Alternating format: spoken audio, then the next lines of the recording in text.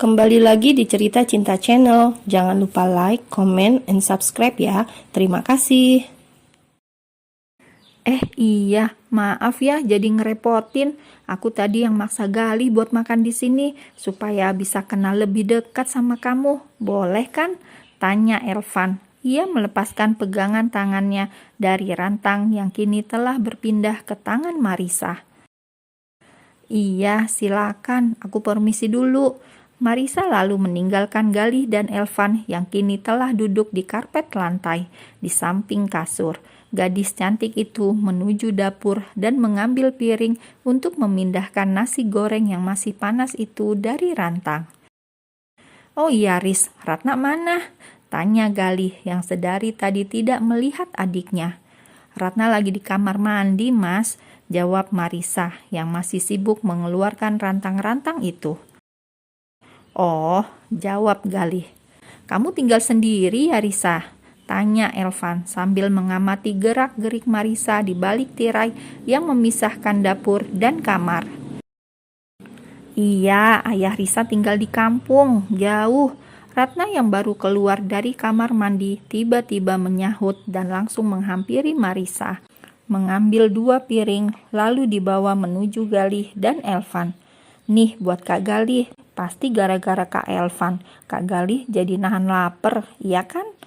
Ratna menyerahkan 1 piring untuk kakaknya, sementara piring satunya lagi untuk dirinya sendiri. Ih, dasar. Harusnya itu laki-laki duluan yang dikasih makan. Cicit Elvan tak terima karena Ratna tak memberinya piring berisi nasi goreng udang yang terlihat enak. Dari harumnya saat Mama Galih memasak, Elvan bisa menebak rasanya pasti seenak harumnya. Marisa keluar membawa 2 piring. Ia melihat Elvan yang masih kesal memperhatikan Ratna dan Galih telah memegang piringnya. Mas Elvan, ini silakan. Marisa menyerahkan piring kepada Elvan. Kamu kayak lagi belajar melayani suami, Riz, kalau aku perhatiin. Ratna dengan iseng menggoda Marisa. Marisa tersenyum canggung. Mau bagaimana lagi? Ratna seperti sengaja agar Marisa yang memberi nasi goreng kepada Elvan.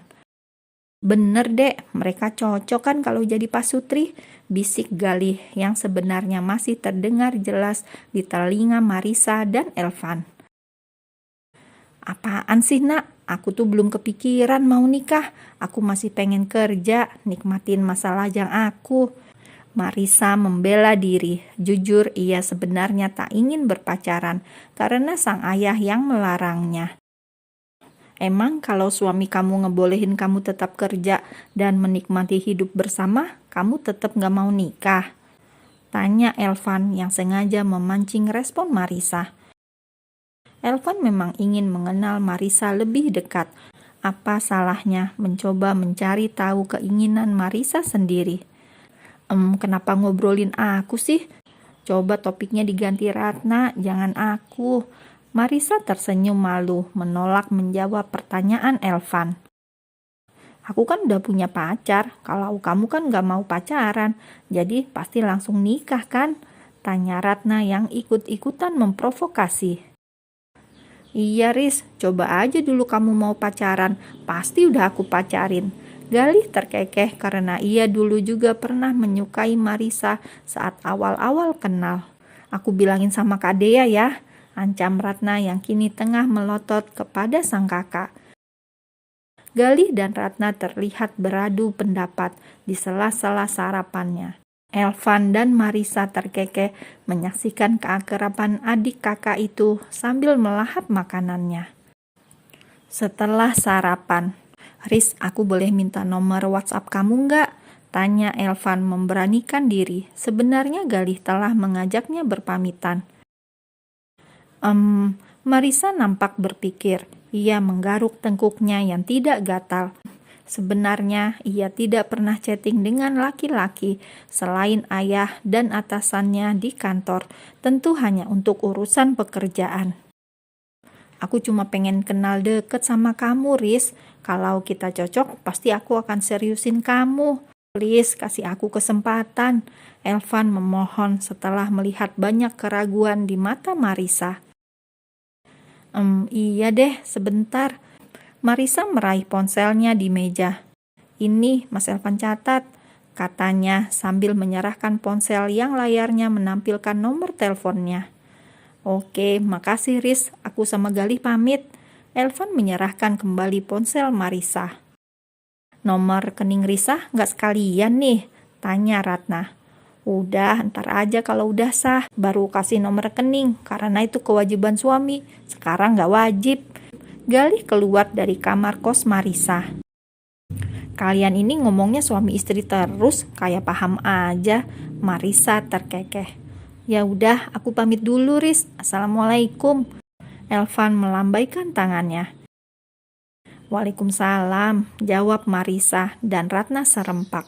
Marisa dan Ratna pun melanjutkan obrolan mereka yang lebih banyak curhatan Ratna tentang kekasihnya yang romantis. Marisa menggantung mukenanya setelah sholat Isya. Ratna yang pulang sebelum maghrib membuatnya kesepian lagi. Ia membuka ponselnya, melihat foto-foto yang dikirim ayahnya. Foto-foto kambing ayahnya yang baru lahir. Marisa tersenyum melihat ayahnya yang begitu bahagia. Namun jika dia tinggal di desa, dia tidak akan maju. Dia paling hanya akan menjadi penjaga toko atau bahkan menjadi penjaga warung. Hidup di desa tidak semudah kehidupan di kota. Teman dan kehidupannya ada di sini, apalagi ia telah bekerja di perusahaan besar.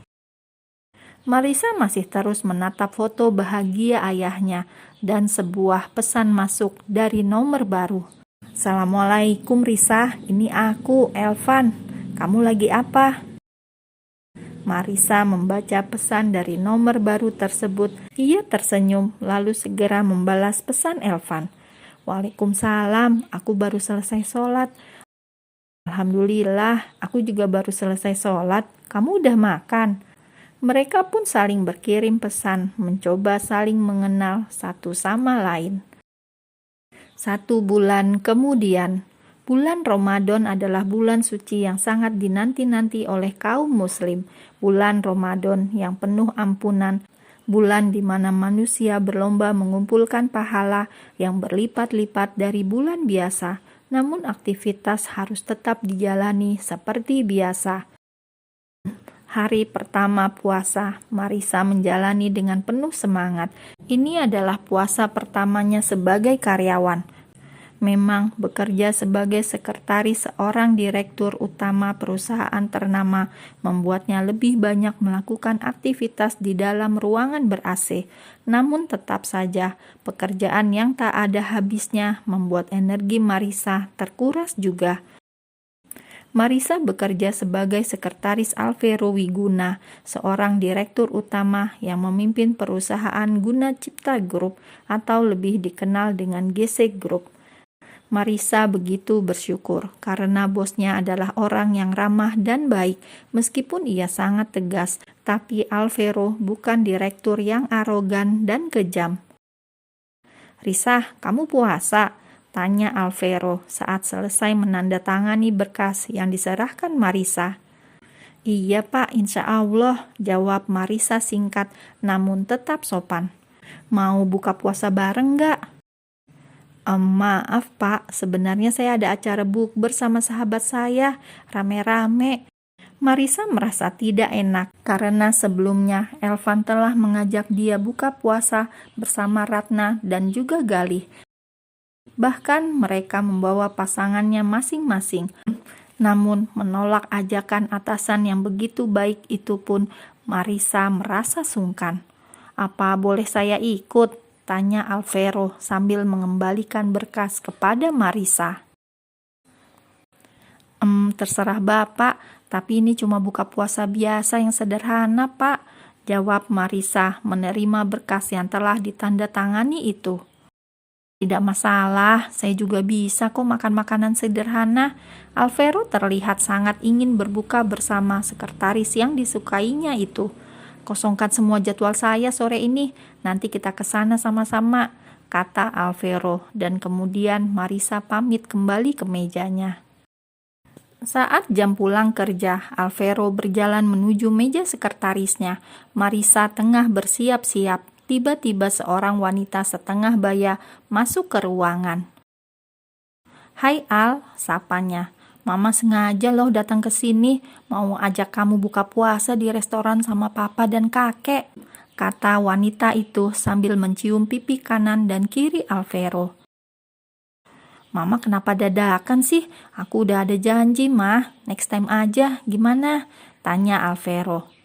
"Emang kamu ada meeting? Sekretaris kamu gimana sih? Hari pertama buka puasa malah meeting," kesal wanita bernama Anita itu kepada Marisa. "Mah, aku nggak ada meeting. Aku udah janji duluan buka puasa sama sekretarisku, Mah." Alvaro langsung menjawab kata-kata mamanya saat Marisa baru saja membuka mulut akan menjawab kata-kata Anita. "Oh, kamu mau buka puasa sama sekretaris kamu ini?" Anita menunjuk Marisa dengan telunjuk kanannya. Kamu jangan mimpi ya bisa menggoda anak saya. Kamu itu nggak selevel sama keluarga Wiguna. Kamu cuma sekretaris biasa. Jangan mimpi bisa jadi anggota keluarga Wiguna." Anita mencaci Marisa. Risa tersenyum. "Maaf Nyonya, saya bukan bermaksud menggoda Pak Alvaro, tapi Pak Al sendiri yang ingin ikut saya," jawab Marisa dengan masih tersenyum. "Mah, Mama kenapa marah-marah sih? Nanti puasa Mama batal loh," kata Alvaro mengingatkan. "Kalau begitu, kamu ikut Mama ya," kata Anita tersenyum menghadap Alvaro yang tingginya jauh di atasnya.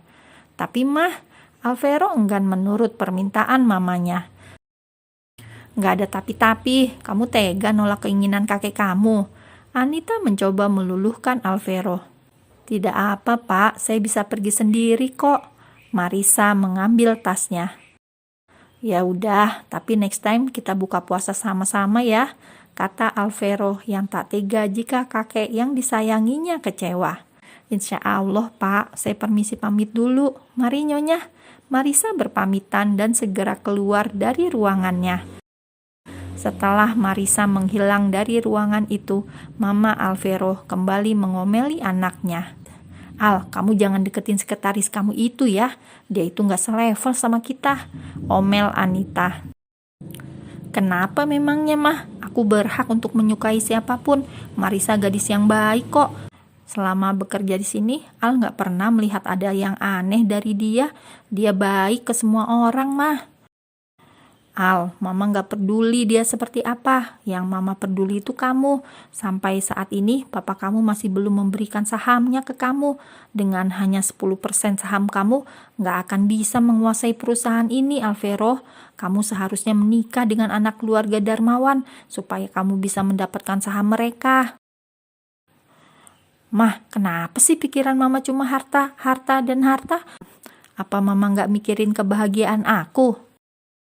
"Justru karena Mama mikirin kebahagiaan kamu, Al, Mama melakukan semuanya supaya kamu berada di posisi tertinggi perusahaan ini. Bagaimana kalau papamu memberikan sahamnya kepada anak sialan itu?" Hati Anita terasa sakit ketika menyebut anak dari suaminya dengan wanita lain. "Mah, udahlah, aku percaya dia nggak akan merebut kekuasaan aku. Mama tenang ya, ayo kita pergi sekarang." Mereka pun pergi ke sebuah restoran mewah di mana mereka akan buka puasa.